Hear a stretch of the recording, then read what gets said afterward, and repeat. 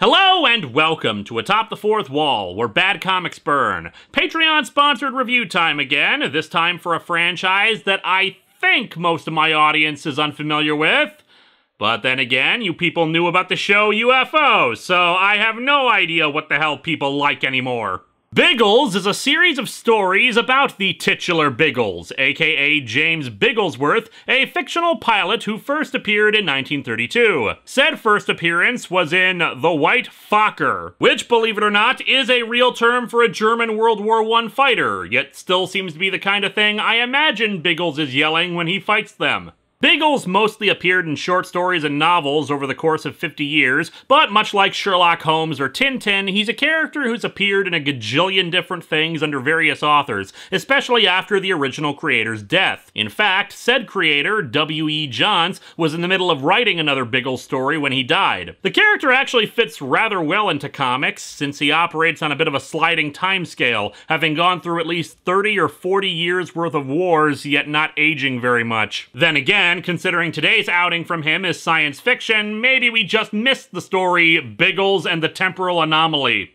But yeah, aside from a movie, a TV show, various novels and short stories, even a video game tie-in to the movie, he also had a few comic books to his name. And since I have no experience with this character other than as a Wikipedia page, I can dive into this with fresh eyes. Perhaps this is one of the dumbest adventures this Spitfire pilot ever encountered, or perhaps it is a glorious example of a guy who is seriously called Biggles who fights aliens that is, well, wonderful and awesome. Either way, this comic is like 46 pages long and is slightly larger than a normal comic, so we should probably cut this short and get to it. So let's dig into Biggles and the Menace from Space and see this example of the History Channel in comic form. Sometimes history, sometimes aliens.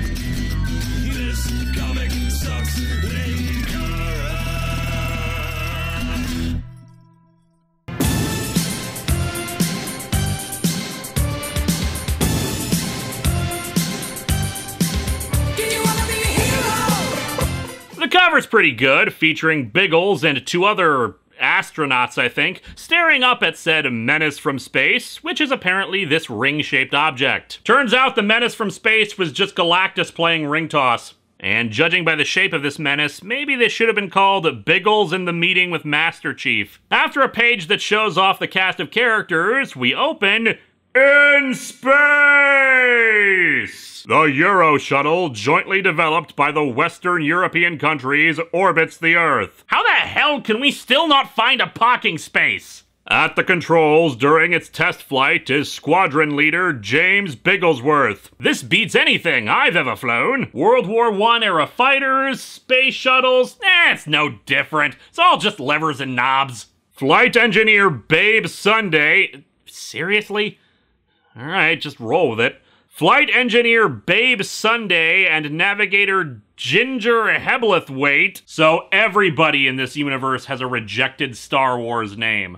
All systems functioning. Stand by to go downstairs. Get that keg of beer out of the basement. It's time to auger this baby in. Well, I'm not too far off from that. Basically, they're bringing the shuttle back down to Earth, and they detail the procedure on one page. Doesn't look too bad either, making it nicely exciting while describing the process. Minutes later, he descends towards the massive runway of the S-Range Space Station base. Considering you're landing on the ground, I think you might have missed the point of a space station. The shuttle lands and releases a brake chute, but something goes wrong. We're not slowing down fast enough. Something's wrong with the brakes. Oh no, it's a follow-up to another Biggles story. Biggles and the Mafia connections. Despite the brake fluid catching on fire, the shuttle does manage to get to a stop and an emergency vehicle douses the flames. After Biggles files his report, he's recalled to London by Department M. After a few panels to remind us that jets exist and that he should probably be undergoing more debriefing and examination after going into friggin' space, he lands back in London. Bring my car around while I grab a cup of coffee and change.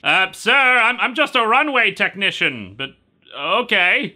Within half an hour, Biggles is racing towards the outskirts of London in his Turbo Cooper 5, aka his clown car. I mean, look at how small that thing is compared to his body. There's government spending for ya. They gave Biggles an entire executive jet all to himself, but had to shove him into a tiny car for his drive back to headquarters. Anyway, he talks to his boss, Air Marshal Raymond, and his upturned mustache. Good, you've made it, Bigglesworth. Everything hunky-dory with the shuttle? Absolutely. Except for the wheel brakes, some bother there, but nothing serious. Sure, the brake fluid caught on fire, but no biggie. It's not like there have been major, horrible tragedies related to problems with space shuttles.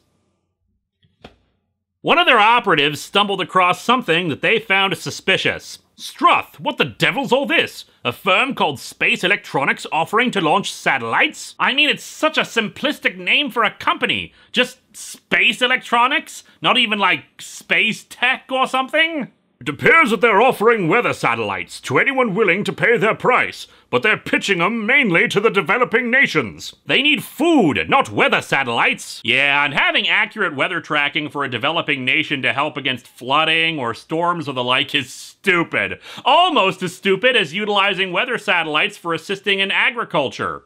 You know, that food thing you say they need?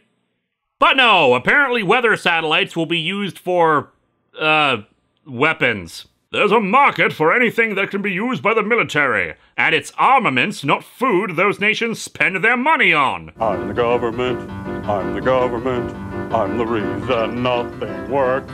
But yeah, the department is worried that the weather satellites are a front for selling space-based weaponry, and they want Bigglesworth to travel to Africa, where the company is based out of, to look into it. He'll be joined in this operation by Major Hunter, a man who instantly brightens up a room with his smile. Just look at him. You can see how much joy is in this man's heart. Hunter's papers will describe him as a district wildlife inspector. I have such passion for animals. They take a plane out to, well, they keep saying Buranga as if it was a nation, so I guess it's made up for this story.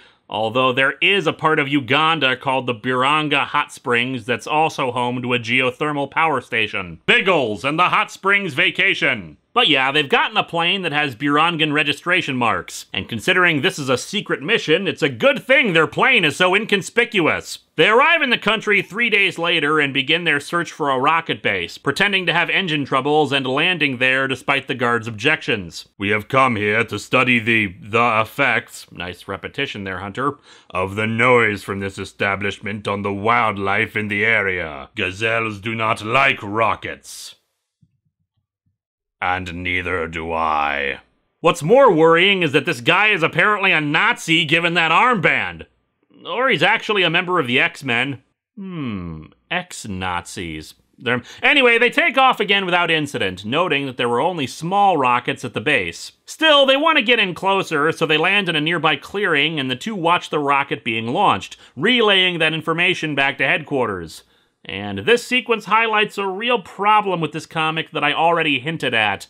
Padding. I don't know if this was originally a comic strip that they turned into a book, but it seems likely given the formatting. Each page has around 10 to 12 panels and are all lined up as if it was collecting daily strips. As a result, a lot of panels are just, well, pointless. Most times when an ongoing non-gag-a-day strip has a very basic format. First panel is a recap of where we left off, the second advances the story, the third is a cliffhanger of varying intensity to get people to read the next day. Here, though, they just cram a lot of unnecessary panels in, like earlier with the detailing of the procedure for landing the shuttle. We've also seen superfluous panels of things taking off, landing, flying maneuvers, etc., that add nothing to the narrative. It's the comic book equivalent of overusing slow motion in a movie. This thing would be half its length without all the pointless panels. A space station is launched, and both America and Russia think the other did it. However, the idea of a potential international incident is also quelled when the space station arrives in orbit and transmits a message to the world. This is Space Station Ares. We have nuclear missiles aimed at every capital in the world. If anyone attempts to attack us, we will launch them. I've gotta say, guys, I'm not sure if this remake of Moonraker is better or worse than the original. Air Marshal Raymond is informed of the threat. That's damn queer. Yeah, not gonna touch that second word, but I'm more raising my eyebrow at the cursing in a book that I'm pretty sure was intended for children. A courier arrives with a message for the UK, offering the space station to them for £3 million. Considering the International Space Station cost an estimated $75 billion to assemble and maintain from 1994 to 2013, not counting $11 billion in development for 9 years before that, I think that's a pretty damn good deal. I say go for it. They are also given 3 days to accept, or they'll make the same deal to the Russians. However, the Air Marshal is soon on his way to Brussels for an emergency meeting with NATO, where he's informed that the Russians were already made the same offer. The Air Marshal suspects that somebody is trying to restart the Cold War. Wait, this was printed in 1981. Did Biggles end the Cold War early in this universe? They contact Biggles and Hunter, wondering if the rocket launch they observed was the space station being sent up, but clearly it had neither the size nor the equipment to be responsible. Meanwhile, ominously silent, the space station continues to orbit, while spy satellites watch from a distance. And cut away. Thanks for reminding us the space station existed. I had completely forgotten about the giant metal Cheerio aiming nukes at the world. The Air Marshal returns from the meeting, and their plan is to go ahead with the purchase, but they'll send Biggles up to the station on a shuttle in the hopes of getting a closer look, arming the shuttle with warheads too. I could point out that there is actually an international treaty banning weapons in outer space in the real world, but I'm guessing that's kind of a moot point when someone already did it and is threatening us. The launch pad has been covered with camouflage nets, while technicians and fitters work feverishly under them. I think you might have missed the point of camouflage when I can see right through it. Anyway, we get an entire page of filler as they ready the shuttle for takeoff. Roger, liftoff is now 24-7. We are all systems go. Okay, Captain, I'm firing the motors. Look me a kipper. I'll be back for breakfast. Big brother calling little brother. I'm watching you, over. I miss the days when you could just casually fly into space whenever you needed to. Back on Earth, the Air Marshal is told of their departure. In addition, the space station still hasn't answered them after they acknowledged interest in buying it. Well, ring me at home if you do hear. I'm calling it a day now. Yeah, I'm going home while we're in the middle of a crisis. It's only a nuclear holocaust. I can't miss Game of Thrones tonight. Gotta say, guys, I'm not quite sold on the design for Discovery. Anyway, the shuttle arms its weaponry and approaches the Donut of Death. They realize something is odd, though, since the station isn't acknowledging their presence. Biggles flies out on his Scooty Puff Jr. to investigate, while Raymond is summoned back to the department upon receiving the reply from the station. Writers, they want to deal with just one of us alone in Corsica next week. All that's in the letter are instructions about how the meeting is to take place. Wear that sexy outfit you know I like. But I haven't been able to fit in garters for years. Back in orbit? That's damn queer. I don't think the creators of this comic know how queer baiting works. Biggles tries to get on board when he realizes the station isn't rotating and soon realizes what the deal is.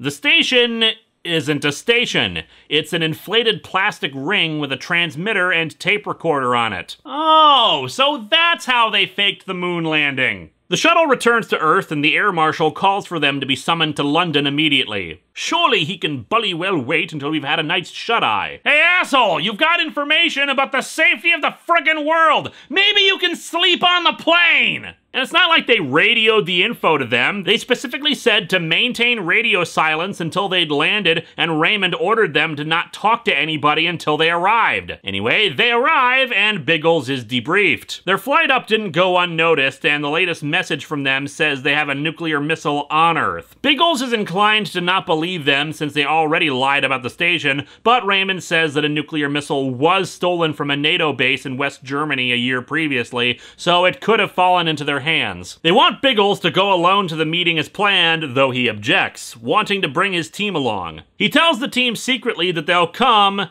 Except for Babe. This is a tough assignment, Babe. I couldn't guarantee your safety. Male chauvinists! Biggles and the menace of misogyny. Dude, she's a friggin' astronaut. Bring her the hell along. I feel sorry for Babe. She's been in on this one from the start. I know, but there's a time and place for skirts. Oh, cram it up your Biggle. But of course, Babe has stowed away on the flight and is revealed once they land. Once she's outside the plane, she spots another plane labeled as X-41, which she notes is an odd registration. The pilot is not amused. Run off and play, little girl. Dude, she's like 30. Biggles is driven into town and arrives at the rendezvous in a restaurant, meeting with a guy who identifies himself as Ares. They want £3 million or they'll launch the nuclear missile at a target that'll put suspicion on both NATO and the Warsaw Pact, which will lead to World War III. Ares walks off after delivering the ultimatum, and Biggles tries to follow him,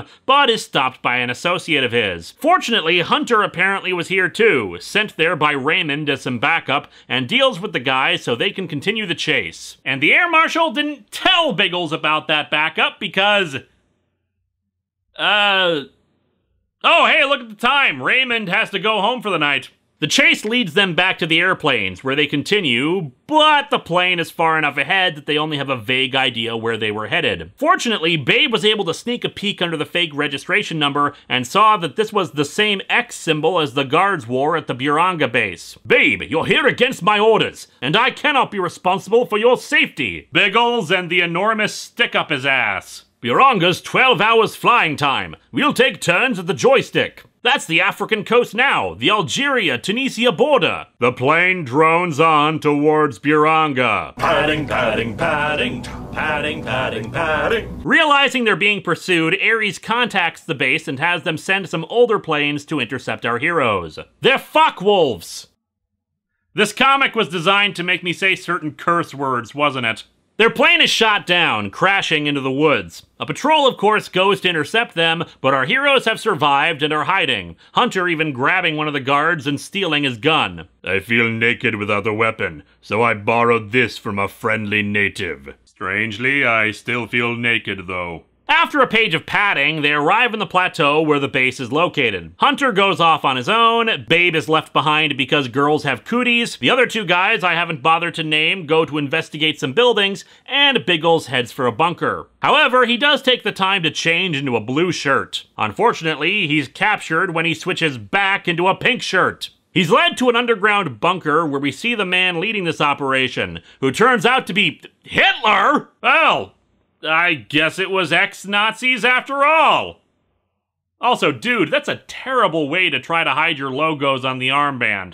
Well, Squadron Leader James Bigglesworth, I have heard so much about you. To what do we owe the pleasure of your visit? I'm not afraid of you. Dan Garrett told me about how you were actually Satan, and that you've got a glass jaw. I've come to stop you deploying your missile. It's even more important now I know who you model yourself on. Okay, so it's not really Hitler, it's a Hitler cosplayer.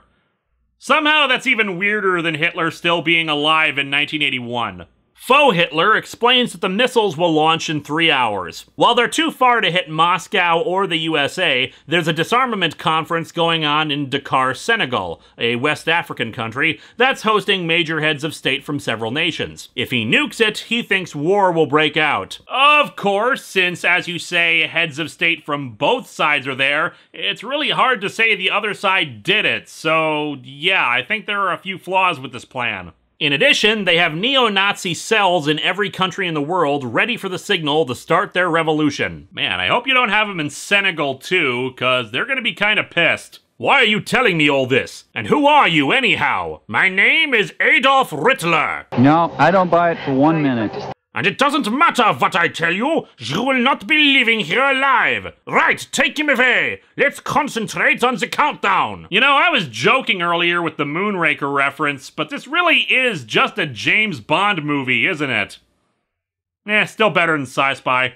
Biggles is shoved into a storeroom along with one of the others, who was also captured. There aren't any sharp objects to try to loosen their bonds, but the other guy locates some sunglasses nearby. They take them, shatter the lenses, and use the glass from them to cut the ropes. After the other guy is brought in, they manage to escape and make their way to the control center. Back in the department, they get word about the earlier plane chase and decide that it might be a good idea to take out the orbital inner tube on the off chance it upsets the enemy. And it turns out to have been the right call, since the thing was serving as an orbital guide for the missile. Probably not a good idea to put your crucial targeting system on top of the fragile thing that everybody was paying attention to. Rittler says they can just guide the missile manually, and the bad news keeps on coming. Our heroes find the missile, but there are too many guards around it to sabotage it. What's worse, they're quickly captured again, leaving it up to Hunter and Babe to come to their rescue. The others are brought to Rittler so they can witness the missile launch, and for some bizarre reason, they're allowed to go right up to fake Hitler. I mean, just look at this. They're all crowded behind him. One of them could grab Rittler and snap his neck. Meanwhile, Hunter and Babe are far more successful, sneaking inside and getting some guns, making their way into the control chamber. The others do indeed grab Rittler, using him as a human shield while the missile launches. Fortunately, Babe is able to get to the missile and remotely detonate it. Hundreds of miles high, there is a violent explosion, and the missile disintegrates in a ball of fire. And soon other people will be disintegrating thanks to the fallout. With our heroes reunited, the plan failed, and Rittler threatened, the Nazis surrender. And so our comic ends with troops from the Burangan government arriving to take charge, thanking Biggles for his help. In turn, Biggles thanks Babe for her help. I'll eat my words about a place for skirts. Don't thank me, thank Major Hunter. Oh, well in that case, get your damn woman parts out of here, woman! This comic is okay for the most part, but I have a few complaints. First of all, the title for this one is kind of a complete lie. The Menace is not from space. That's just a red herring. Secondly, Biggles' sexism really doesn't seem to have any purpose except for more padding, since it's not like it plays any important part of the story. Hell, you can't even argue it was character development for Biggles, since Babe just says the victory actually belongs to Major Hunter. And of course, as I said, this thing is loaded to the gills with padding. Just a lot of unnecessary panels and sequences that could easily be excised. It's also really a James Bond plot with a bit more insanity thrown in with faux Hitler. What was even the point of that? Although, while the lack of an actual menace from space is annoying, I like the idea that the villains used a big misdirection to keep everyone from realizing what the real plan was. It's still a pretty fun adventure overall, but this could have been shortened and spruced up quite a bit. Next time... I don't know, guys. The Patreon-sponsored reviews have been full of okay or good stuff. Voyager was bad, but I feel it could have been worse. And I feel like with the summer ending soon, along with summer blockbusters, we need something really, really bad next time. Tonight's forecast. A freeze is coming. Oh yeah, they adapted that into a comic, didn't they?